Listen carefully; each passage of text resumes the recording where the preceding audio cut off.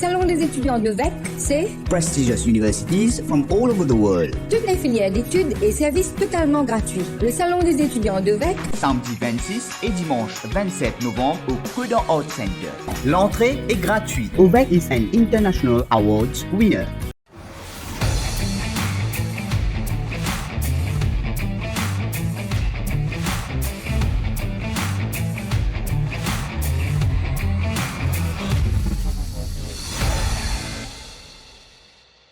Salut à tous, heureux de vous retrouver pour l'équipe mondiale, votre concentré foot du lundi et du vendredi pendant la Coupe du Monde. Avec nous sur ce plateau aujourd'hui Stéphane Benoît, journaliste de l'équipe, qui va nous parler des matchs du jour. Entre autres, le mondial a à peine eu le temps de commencer. Stéphane qui a une atmosphère solide et planée. Karim Benzema, Paul Pogba, N'Golo Kanté, Pogba et Kasferai qui vient arriver. Bonjour Asmal, bonjour Brandon. Écoutez Asmal, je pense qu'il ne faudrait pas prendre la peau de l'ours. Vous oubliez peut-être que l'équipe de France a remporté le mondial sans Benzema et pourtant, Olivier Giroud qui a été tellement critiqué, lui il était bien présent. Enfin, je vous laisse tirer vos propres conclusions. C'est vrai, 2018, la France avait gagné la Coupe du Monde. Les Bleus vont donc croiser les doigts. Notre invité du jour, c'est Brandon Quo, milieu de terrain de la sélection de Maurice U20. Comment ça va, Brandon? Bonjour Asmal, bonjour Stéphane, et ça va bien, merci pour votre invitation aujourd'hui. Tu es prêt pour la Coupe du Monde? Ouais, pareil, bien excité, je pense, comme tous les fans de foot. Et quelle équipe tu vas supporter? Le Brésil, toujours supporter le Brésil. Super. Au sommaire de cette émission, qui va remporter ce mondial au Qatar? Notre correspondant de l'équipe à Paris, Niels Constant, a réalisé un micro-trottoir dans le 15e arrondissement à Paris, où joue l'équipe Siloy FC. Il sera aussi question des matchs du jour en Coupe du Monde, Angleterre-Iran à 17h, Sénégal-Pays-Bas à 20h, et demain, entrée en lice de l'Argentine face à l'Arabie Saoudite. Et il y aura aussi la France qui démarre contre l'Australie. Enfin, nous aurons un jeu concours avec des cadeaux à gagner en fin d'émission. Ça y est, c'est parti pour la Coupe du Monde au Qatar avec le match d'ouverture qui a eu lieu hier. Et une petite surprise, l'Équateur s'est défait facilement du pays hôte, le Qatar, avec un doublé de Ener Valencia. Stéphane, est-ce qu'on peut dire que c'est de mauvais augure pour l'équipe hôte, cette défaite? Surtout qu'il faut rappeler qu'il y a quand même le Sénégal et les Pays-Bas dans ce groupe. Justement, Asmal, les Lions de Teranga et les Oranges s'affrontent ce soir.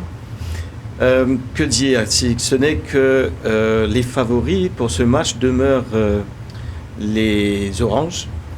Ils ont une formation très très compétitive, même si on peut s'attendre à une certaine résistance du Sénégal.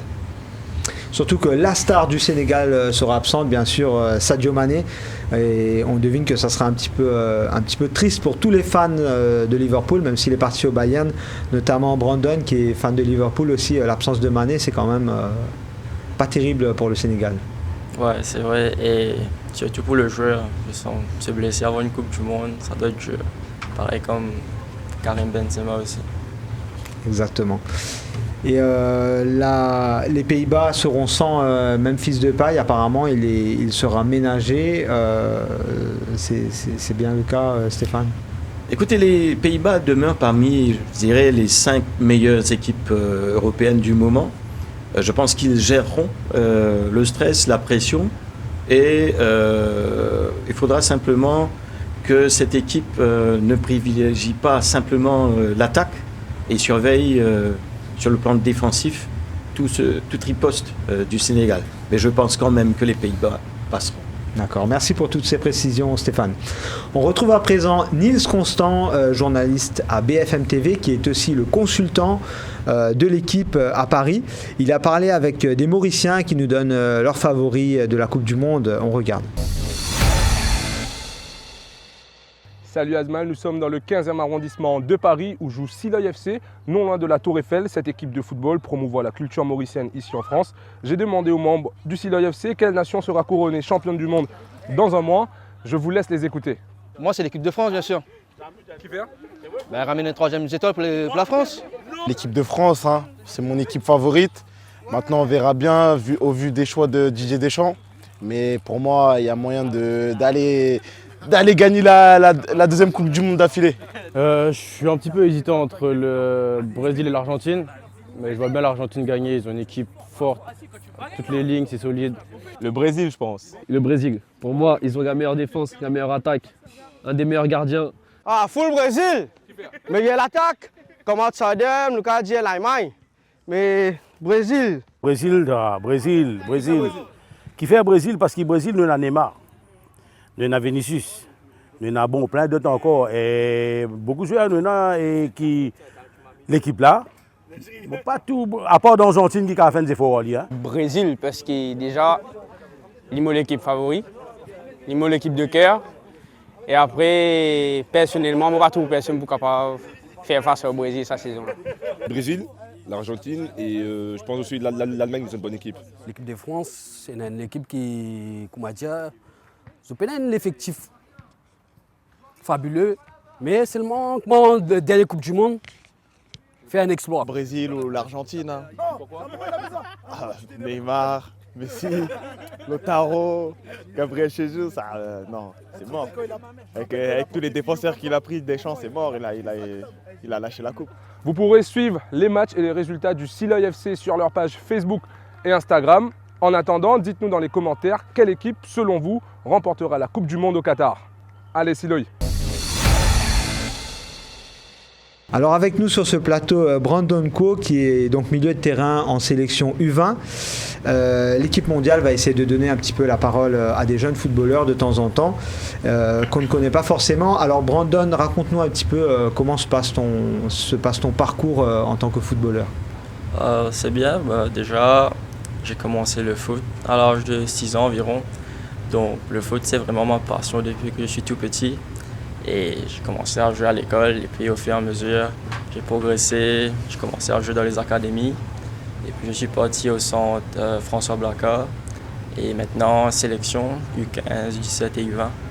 Et oui, j'espère continuer à jouer au foot, à vivre ma passion. Et jusqu'à présent, j'ai eu la chance et l'opportunité de jouer. Ouais. D'accord. Tu es milieu offensif, mais on t'a souvent utilisé comme milieu défensif. Il paraît que tu ressembles un petit peu à Tony Kroos. Tu nous expliques ça?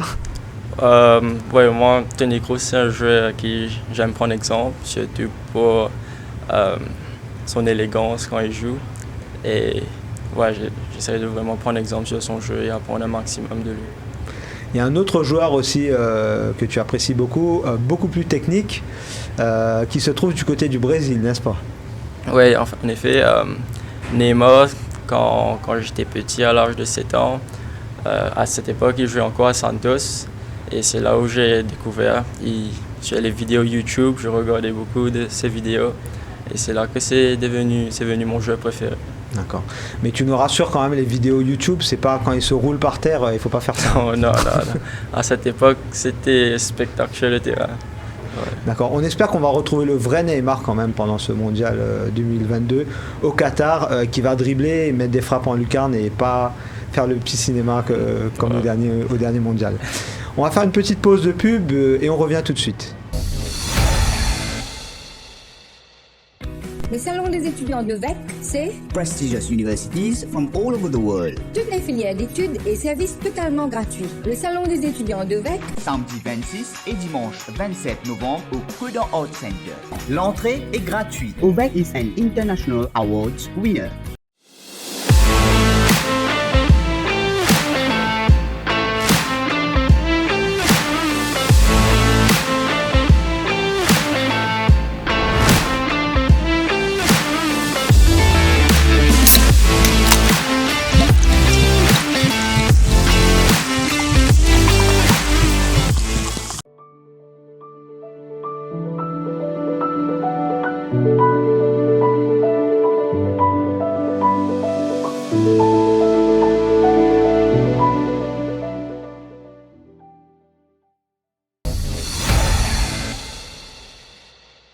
Pola pour sauver tantôt avec l'Angleterre qui présente en compétition contre l'Iran.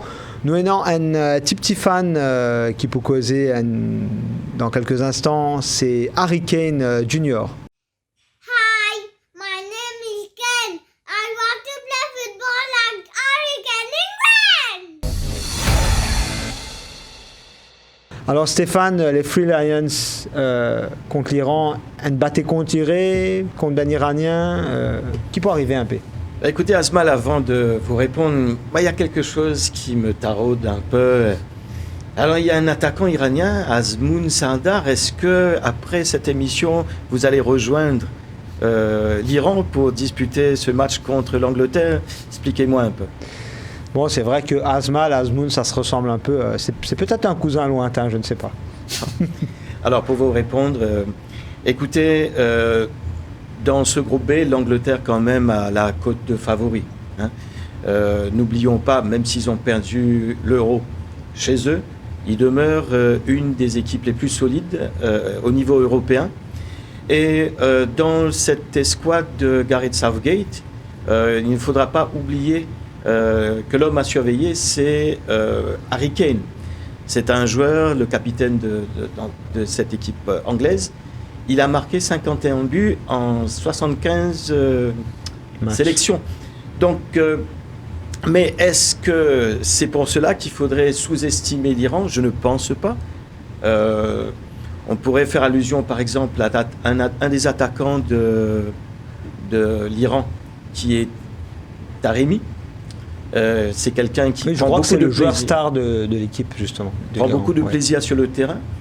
Et autre chose aussi, il ne faut pas oublier, bon, c'est vrai que l'Iran a eu un parcours assez facile lors des éliminatoires, mais n'oublions pas que lors de ces matchs de préparation, cette équipe iranienne a battu l'Uruguay, ce qui n'est pas rien. Et donc, l'a battu sur le score d'1-0. Et donc, attention qu'il y a un piège et c'est ce qui arrive encore, c'est ce que vous allez nous dire.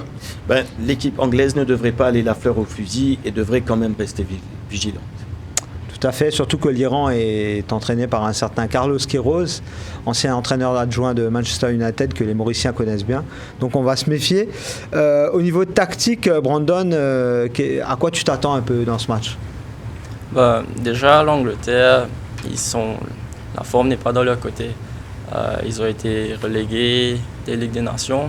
Ils n'ont pas remporté 6 derniers matchs dans cette compétition.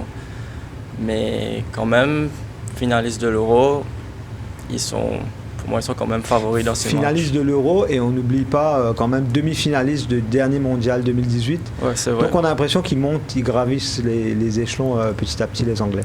Ouais, c'est vrai. Et, ils sont favoris dans ce match pour moi. Et ils possèdent beaucoup de jeunes talents, surtout au milieu de terrain, notamment Bellingham, qui a le même âge que moi. Et j'admire beaucoup le voir jouer à son niveau, à son âge. Et je crois Futur joueur de Liverpool, tu as des infos, non? J'espère bien. J'espère bien. Mais je crois qu'ils vont surtout capitaliser sur ces jeunes talents, que ce soit au milieu de terrain et sur l'aile.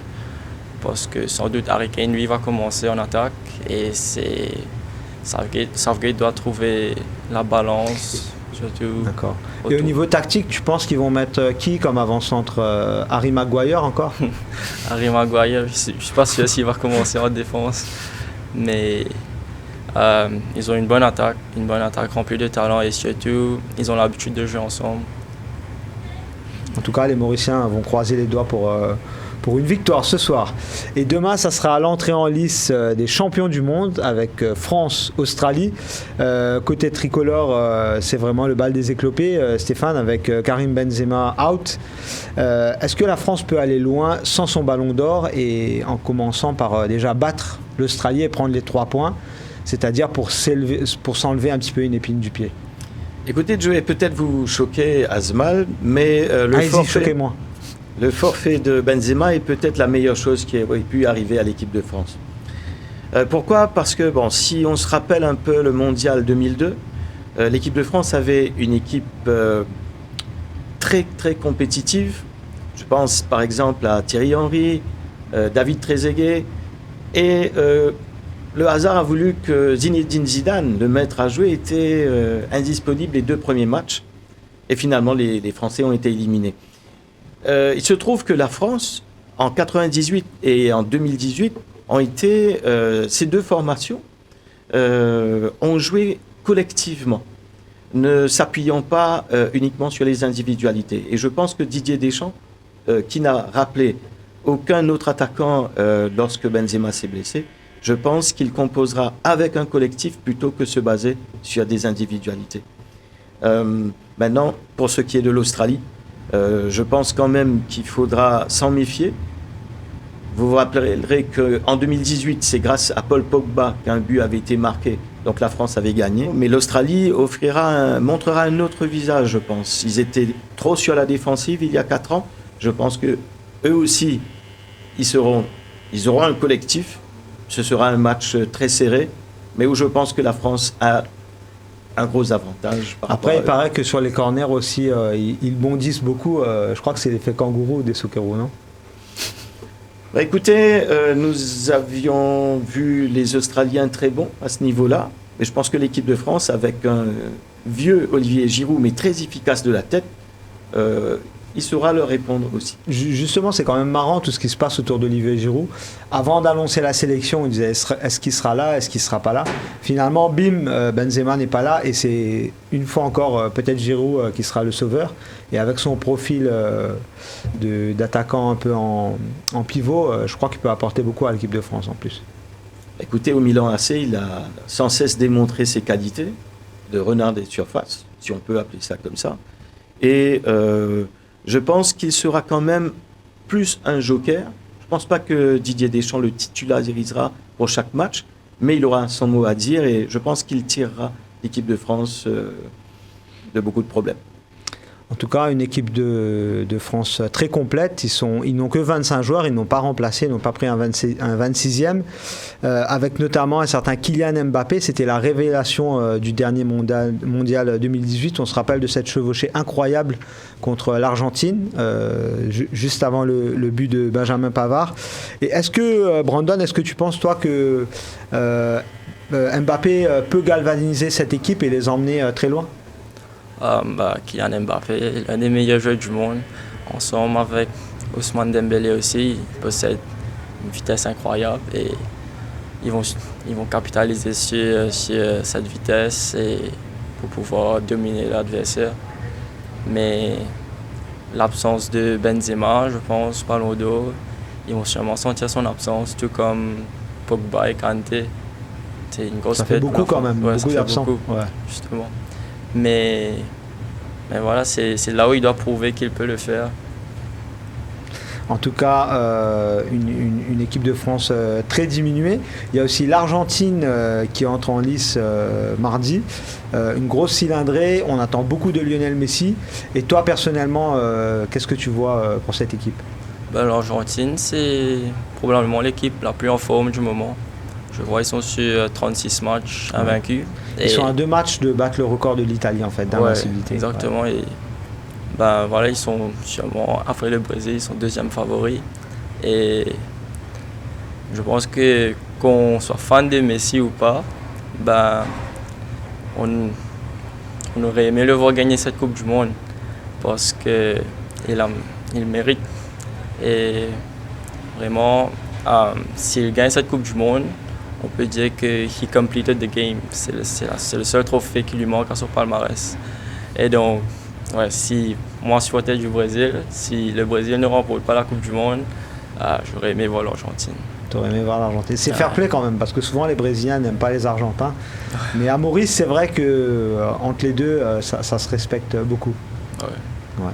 Une autre star dont on parle beaucoup aussi, qui va faire sa sortie, c'est Cristiano Ronaldo. Qu'est-ce que tu penses, toi, un peu de la polémique qui vient d'y avoir avec Manchester United et tout ça?